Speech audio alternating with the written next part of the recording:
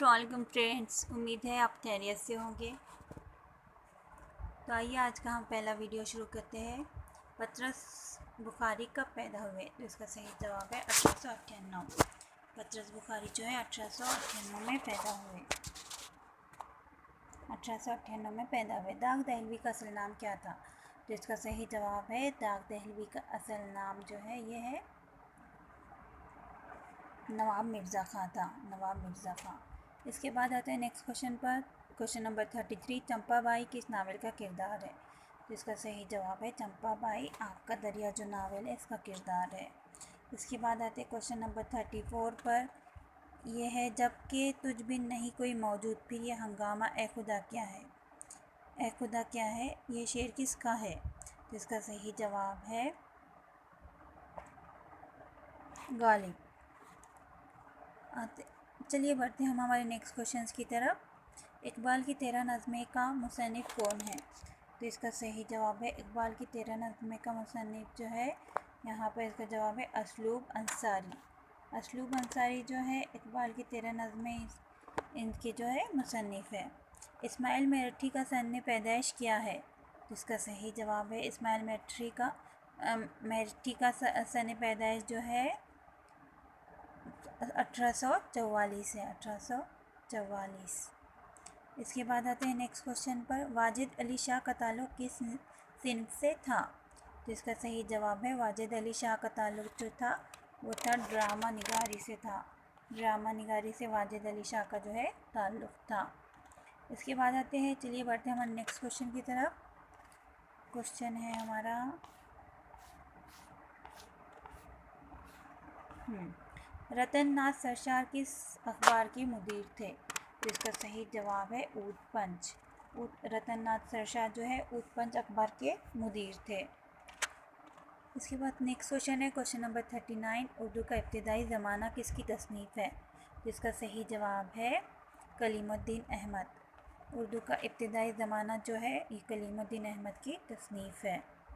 इसके बाद आते हैं क्वेश्चन नंबर 40, गज़ल को नीम वहशी सिन्फ़ सुखन किसने करार दिया? तो ये तो बहुत ही काफ़ी बार पूछा गया एग्ज़ाम क्वेश्चन है। तो इसका सही जवाब है कलीमुद्दीन अहमद। इसका सही जवाब है कलीमुद्दीन अहमद। इसके बाद आते हैं नेक्स्ट क्वेश्चन पर। इकबाल के रूप में गालिब ने दोबारा जन्म लिया, इकबाल के मुतालिक ये किसने कहा? इकबाल के रूप में इकबाल के रूप में गालिब ने दोबारा जन्म लिया, तो ये कहा है शेख अब्दुल कादिर ने कहा है। तो अभी आते हैं नेक्स्ट क्वेश्चन पर। कुलियात शाद अज़ीमाबादी को किसने तरतीब दिया?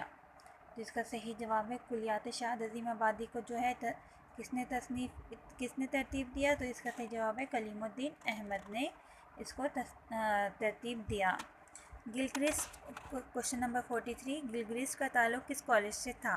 तो इसका सही जवाब है गिलक्रिस्ट का ताल्लुक़ जो है फोर्ट विलियम कॉलेज से था। इसके बाद आते हैं हम नेक्स्ट क्वेश्चन पर। क्वेश्चन नंबर 44, सौदा किस सन में पैदा हुए? तो इसका सही जवाब है सौदा जो है 1713 में जो है पैदा हुए। 1713 में जो है सौदा पैदा हुए। इसके बाद आते हैं नेक्स्ट क्वेश्चन पर। क्वेश्चन नंबर 45, नज़्म मस्जिद खुर्तबा का शायर कौन है? तो ये तो बहुत ही ईजी है, जैसा कि आप सबको पता भी है कि इसका सही जवाब है इकबाल।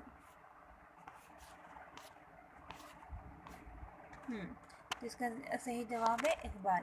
मस्जिद खुर्तबा जो है वो इकबाल की लिखी हुई नज़्म है। इसके बाद आते हैं नेक्स्ट क्वेश्चन पर। क्वेश्चन है सबरस का किस्सा किस तरह का है? तो ये है सबरस का, जैसे कि ये भी सब लोग जानते हैं कि सबरस का किस्सा जो है एक तमसीली किस्सा है। तमसीली किस्सा है। इसके बाद आते हैं क्वेश्चन नंबर 47, झैल में से कौन शायर दबिस्तान लखनऊ का नहीं है? तो इसका सही जवाब है कि कौन दबिस्तान लखनऊ का नहीं है? तो नज़ीर जो है ये दबिस्तान लखनऊ के शायर नहीं है। बाकी आतिश, जुरायत और इंशा जो है दबिस्तान लखनऊ से इनका ताल्लुक़ रहा है। इसके बाद आते हैं हम नेक्स्ट क्वेश्चन पर। तरक्की पसंद तहरीक के पहले इजलास की सदारत किसने की? ये भी काफ़ी बार पूछा गया क्वेश्चन है। तो इसका सही जवाब है मुंशी प्रेमचंद ने जो है इसके पहले तरक्की पसंद तहरीक के पहले इजलास की जो है सदारत की है। इसके बाद आते हैं क्वेश्चन नंबर 49, दर्ज झैल में से किस शायर ने गज़ल नहीं कही। तो इसका सही जवाब है कि कौन से शायर ने जो है इसमें से गज़ल नहीं कही है। तो इसका सही जवाब है अख्तर ईमान ने अब तक की उनके ज़माने में कोई गज़ल नहीं कही।